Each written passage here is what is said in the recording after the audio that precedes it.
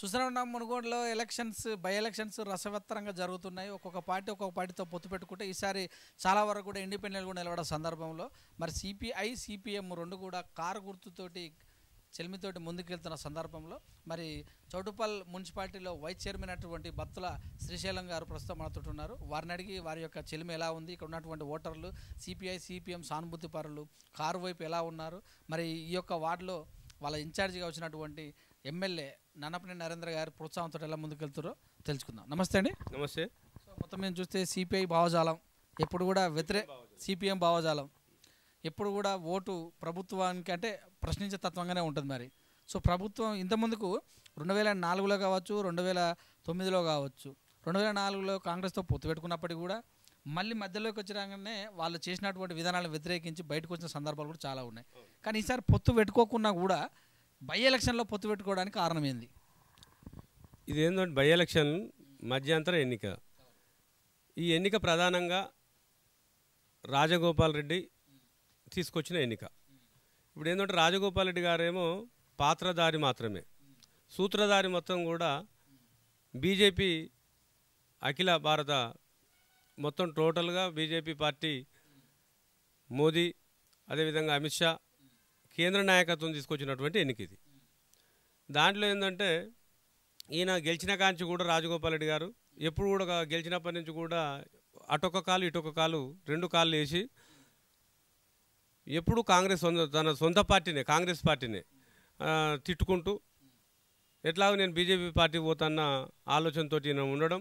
అదేంటంటే అప్పటి నుంచి ఇప్పటిదాకా కూడా ఎప్పుడు అదును వస్తే అప్పుడు తీసుకుందామన్న ఆలోచనతో ఈ సెమీఫైనల్ ఎన్నికకు ఓ సంవత్సరం ఎన్నికలు ఉందనంగా రాజగోపాల్ రెడ్డిని పావులెక్క ఆడుకొని వారిని రాజీనామా చేయించి ఓ కాంట్రాక్టర్ ఇచ్చి ఈ ప్రజల దగ్గరికి ఎన్నిక కోసం వచ్చింది. సో 2018లో మీరే వేసారు ఓట్లు రాజగోపాల్ రెడ్డికి. సో అదే వ్యక్తికి మళ్ళీ వ్యతిరేకంగా వేయాల్సిన సందర్భం ఏర్పడ్డది. సో ఏం చెప్తారు ప్రజలకు, ఏం చెప్తారు? మీరే ఓటు వేసేమన్నారు కదా 2018లో అని అన్నప్పుడు మీరు ఈ ప్రశ్నకి ఏం సమాధానం చెప్తారు? 2018లో మేము సిపిఎం పార్టీగా అప్పుడు బిఎల్ఎఫ్ తోటి ఫ్రంట్ ఉండే మేము బిఎల్ఎఫ్కి వేసినాము. అదేవిధంగా కాకపోతే ఏంటంటే ఈ యొక్క టీఆర్ఎస్ పార్టీగా అప్పటికి కూసుకుంట్ల ప్రభాకర్ రెడ్డి గారు ఈ నియోజకవర్గం ఎమ్మెల్యేగా ఉన్నారు. ఆయన మీద 5 సంవత్సరాలలో కొద్దిగా 5 సంవత్సరాలు పరిపాలించిన వారి మీద సహజ వ్యతిరేకత రావడం. అయితే ప్రజలలో కూడా ఆ వ్యతిరేకత వచ్చింది.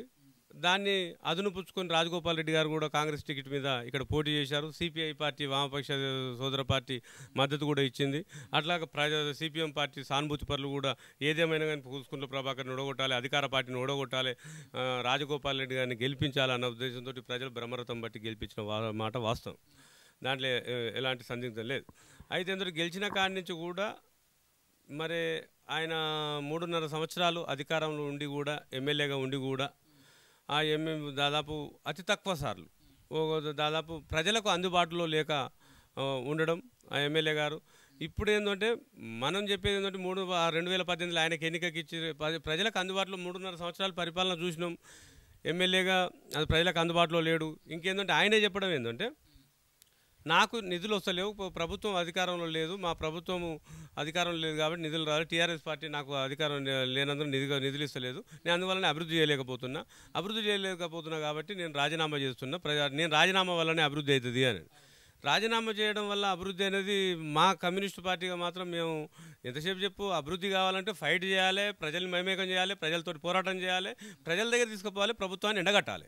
మన బాధ్యత. మనం ప్రతిపక్షంలో మేము కమ్యూనిస్టులుగా ఎప్పుడు ఎమ్మెల్యే గెలిచినా కానీ మేము అధికారం ఇప్పటిదాకా కూడా ఎన్నికలే అధికారం వచ్చింది ఏం లేదు. అయినా కానీ మేము నిధులు వస్తలేవని రాజీనామా చేసి మా ఎమ్మెల్యేలు ఎప్పుడు కూడా అప్పటి నుంచి ఇప్పటిదాకా కూడా ఎమ్మెల్యేలు రాజీనామా చేసి అయితే నిధులు వస్తలేవని ప్రజల దగ్గర పోలే. ఎంతసేపు ప్రభుత్వం మీద ఫైట్ చేసి ప్రజలు మమేకం చేసుకొని ఫైటింగ్లో పాల్గొన్నారు. ఆ విధంగా పాల్గొనవలసి ఉండే. అట్లా పోని 2018లో కాంగ్రెస్ పార్టీగా పోటీ చేసిండు, నిధులు వస్తలేవు, అభివృద్ధి చేయలేకపోతున్నాడు. ఈరోజు మళ్ళా ప్రజల దగ్గరికి ఇంతకుముందుకు కూడా టీఆర్ఎస్ పార్టీ అధికారంలో రాకముందుకు టీఆర్ఎస్ పార్టీ తెలంగాణ రాష్ట్రంలో టీఆర్ఎస్ని ప్రజలు తెలంగాణ కోరుకుంటున్నారు అన్న నినాదంతో ఏంటంటే రాజీనామా చేసి ఆ ఉన్న 10 మంది ఎమ్మెల్యేలు కూడా మళ్ళీ టీఆర్ఎస్ పార్టీగానే పోటీ చేసి మా ప్రజలు కోరుకుంటున్నారు కాబట్టి మాకు తెలంగాణ తక్షణమే ఇవ్వాలి, మేము రాజీనామా చేస్తున్నాం, మేము ప్రజలలోకి మళ్ళీ వెళ్తున్నాము అని ఎన్నికలకు వెళ్ళారు. అది శబాష్ ఒప్పుకో మళ్ళీ ప్రజలు కూడా బ్రహ్మరథం పట్టిర్రు, మళ్ళీ టీఆర్ఎస్లోనే గెలిపించారు టీఆర్ఎస్ పార్టీ ఎమ్మెల్యేని. ఎందుకంటే మాకు తెలంగాణ అవసరం కాబట్టి ఆ రోజు. ఈరోజు కూడా రాజగోపాల్ రెడ్డి గారు చెప్పినట్టు కాంగ్రెస్ పార్టీగా ఉన్నప్పుడు అదే ఎమ్మెల్యేగా రాజీనామా చేసి ప్రజల దగ్గర మళ్ళీ నేను వెళ్తాను, నిధులు వస్తలేవు అని ప్రజలను అడిగి అదే కాంగ్రెస్ పార్టీగా పోటీ చేస్తే ఎలాంటి పైసలు ఖర్చు పెట్టకుండా ఎలాంటి లేకుండా బ్రహ్మరథం బట్టి ప్రజలకు ఈరోజు అత్యధిక మేయర్తో గెలిపిద్దురు. మళ్ళీ అట్లా కాకుండా కానీ కాంగ్రెస్ పార్టీలో కాకపోయినా అంతెందుకు ఇండిపెండెంట్ ఈచ్ వన్ ఇండిపెండెంట్గా పోటీ చేసినా కానీ నా ప్రజలారా మీరు గుర్తుంచుకోండి, ప్రజలారా నాకు ప్రభుత్వం నుంచి ఎలాంటి నిధులు వస్తలేవు, నేను మునుగోడు నియోజకవర్గాన్ని అభివృద్ధి చేయలేకపోతున్నా కాబట్టి నేను రాజీనామా చేసి మళ్ళీ ప్రజల దగ్గరికి రిప్రజెంటేటివ్కి వస్తున్నా, మీరు నన్ను ఆశీర్వదించండి అని ఇండిపెండెంట్గా పోటీ చేసినా కానీ ప్రజలు బ్రహ్మాండంగా గౌరవించి బ్రహ్మరథం బట్టి గెలిపిద్దరు. గతంలో 2004లో కాంగ్రెస్తో పట్టు పెట్టుకున్న టీఆర్ఎస్ 2009లో మహాకూటమిగా అదే తెలుగుదేశం పార్టీ నుంచి బయటకు వచ్చినటువంటి కేసీఆర్ తెలుగుదేశంతో మహాకూటమిలో అందరూ వ్యతిరేకిస్తున్నప్పుడు కూడా పోతున్నారు. అది లాజిక్ అనుకోవచ్చుగా. కేంద్ర ప్రభుత్వం కేంద్రంలో ఉంది, నాకు సపోర్ట్గా ఉంటుంది, నా మీద జరిగేటటువంటి ఏదైనా దాడులకు నాకు సపోర్ట్ ఉంటుందని అనుకోవచ్చుగా. పార్టీ మారింది కానీ ప్రభుత్వంలోకి రాలేగా, దీన్ని ఎలా చూడాలి? అంటే దీన్ని ఎలా మీరు అనేది ఒకటే క్వశ్చన్, పార్టీ మారిండు కానీ ప్రభుత్వంలో రాలేదు. కానీ రేపు ఉదయం కూడా ప్రజలు అర్థం చేసుకునేది ఏంటంటే నువ్వు పోయినా బీజేపీ పార్టీ అధికారం లేదు, కేంద్రంలో అధికారం ఉంది, రాష్ట్రంలో టీఆర్ఎస్ పార్టీ అధికారంలో ఉంది. నువ్వు రేపు పొద్దుగాల కూడా నువ్వు గెలిచినాక తదుపరి నీకు నిధులు ఎట్లా వస్తాయి? ఈ మునుగోడు నిన్న మేనిఫెస్టో రిలీజ్ చేసిన 600 కోట్లు పెడతాను, ఇక్కడ 100 కోట్లు పెట్టి ఐటీ కార్డర్ కట్టిస్తాను, ఇక్కడ కావాలంటే ఇక్కడ ఉన్నటువంటి ఈ చౌటుపల్లి ఉన్నటువంటి ఏవైతే కంపెనీలకు ఉందో 10 పడకల ఈఎస్ఐ కట్టిస్తాను చెప్తున్నాడు. ఆ పిల్లలు చదువుకోవడానికి వివిధ రకాలుగా నేను అన్ని స్కూల్ కూడా తీసుకొస్తాను చెప్తున్నాడు. ఏదైతే కేంద్ర ప్రభుత్వం ఇచ్చేటటువంటి నవోదయ స్కూల్స్ కూడా ఇక్కడ ప్రకటించే విధంగా మేము తీసుకొస్తామని కూడా చెప్తున్నాం కదా, దీన్ని ఎలా చూడాలి? కేంద్ర ప్రభుత్వము దాదాపు 29 రాష్ట్రాలను పరిపాలించే కేంద్ర ప్రభుత్వం. అందులో ఈ ఒక తెలంగాణ రాష్ట్రంలో ఒక్క నియోజకవర్గాన్ని కేంద్ర ప్రభుత్వము అన్ని నిధులు పెట్టి ఈ నియోజకవర్గాన్ని చూడగలుగుతామని ప్రజలు అర్థం చేసుకోవాల్సిన అవసరం. ఇది ఏంటంటే చెప్పడం మాత్రమే, మాటల వరకు మాత్రమే, చేతుల కాడికి వచ్చే వరకు మాత్రం అమలు కాదు.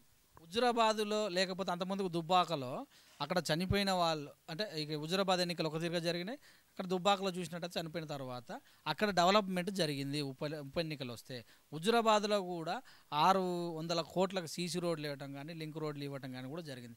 అదే తరహాలో నేను రిజైన్ చేస్తే డెవలప్మెంట్ జరుగుతుందని చెప్పండి. నేను రిజైన్ చేయడం వల్ల 57 ఏళ్ళ వాళ్ళకు పింఛన్ రావడం జరిగింది. నేను రిజైన్ చేయడం వల్లనే ఇదే మునుగోడులో యాదవ సోదరులకు ఏదైతే గొర్రెలు ఇవ్వాల్సిన పరిస్థితి ఏర్పడింది. నేను రిజైన్ చేయడం వల్లనే ఇవన్నీ జరిగినాయి. ఇవాళ ఒక్కొక్క యూనిట్కు ఒక ఎమ్మెల్యే ఒక మినిస్టర్ వచ్చి ప్రజల నాకంటే వాళ్ళే ఎక్కువ చింతన వచ్చి పరిష్కారం చేశారా లేదా అని క్వశ్చన్ ఇస్తున్నాడు.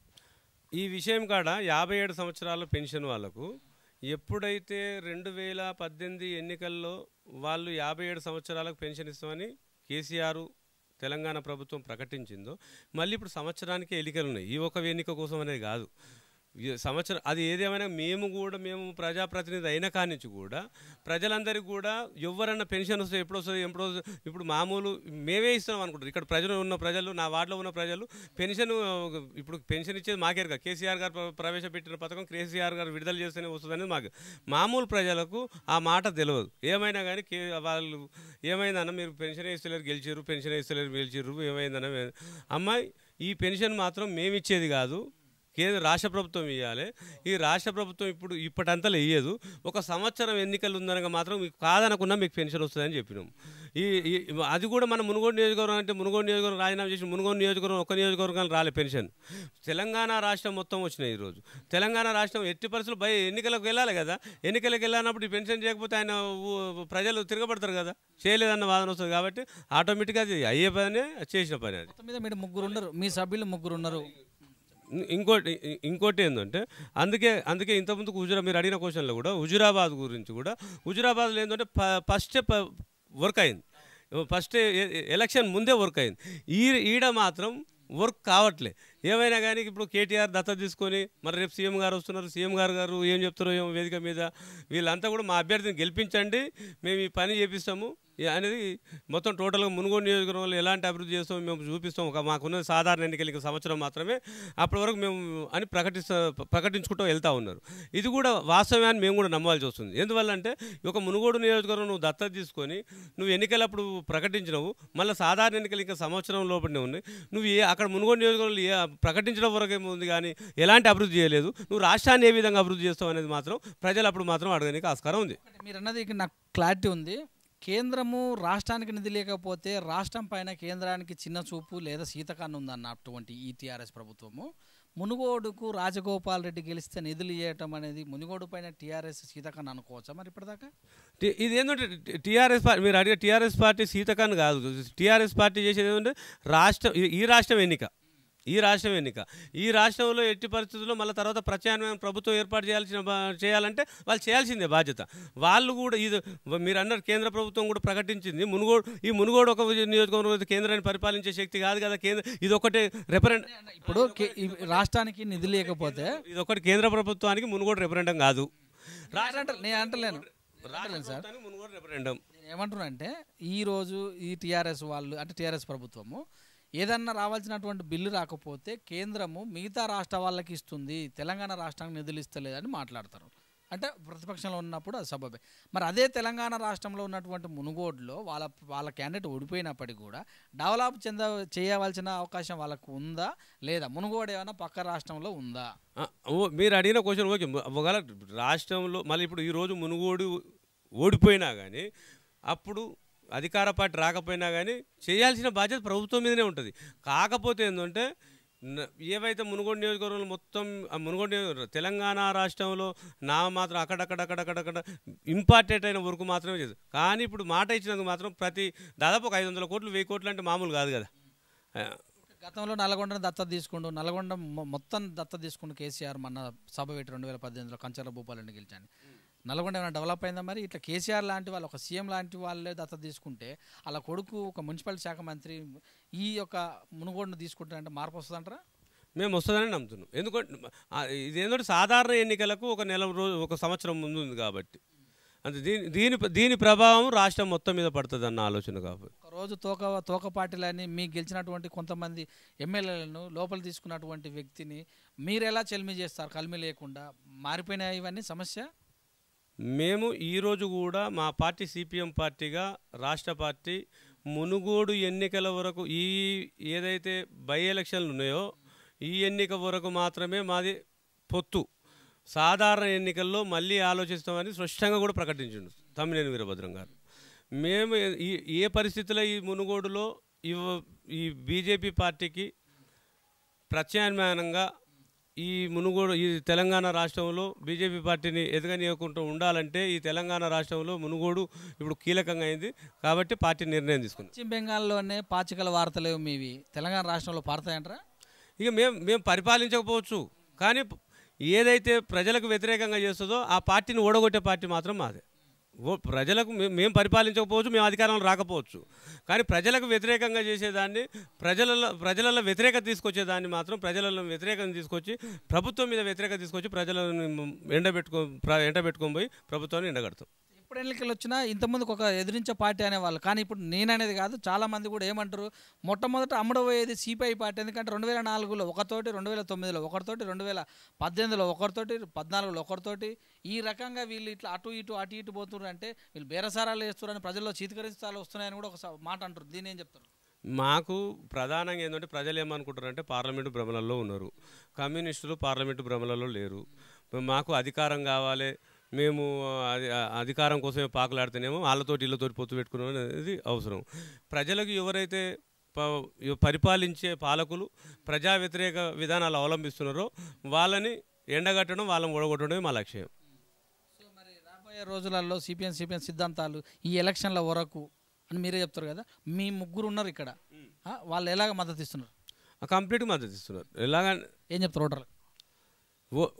ఖచ్చితంగా కూడా సిపిఎం పార్టీగా మేము ఈ మూడైనా కాదు మునుగోడు నియోజకవర్గం మొత్తం కూడా సిపిఎం పార్టీ రాష్ట్ర నాయకత్వం తీసుకున్నటువంటి నిర్ణయానికి కట్టుబడి ఏదైతే మాకు రాజగోపాల్ రెడ్డి వ్యతిరేకం కాదు, బీజేపీ పార్టీ రాష్ట్రంలో ఎందుకంటే వాళ్ళు కూడా సెమీఫైనల్ ఎన్నిక కోసం భావిస్తున్నారు. అందువల్ల పార్టీ నిర్ణయం తీసుకున్నది కరెక్టే కాబట్టి ప్రజలందరూ కూడా వామపక్ష భావాలు కలిగిన వాళ్ళందరూ కూడా ఏదైతే బీజేపీ పార్టీకి వ్యతిరేకంగా టీఆర్ఎస్ పార్టీకి మద్దతు ఇస్తున్నామో దాన్ని ప్రజలందరూ కూడా ఆశీర్వదించి కారు గుర్తును బ్రహ్మాండంగా మెజార్టీతో గెలిపించాలని కోరుకుంటున్నాం. Okay sir, thank you.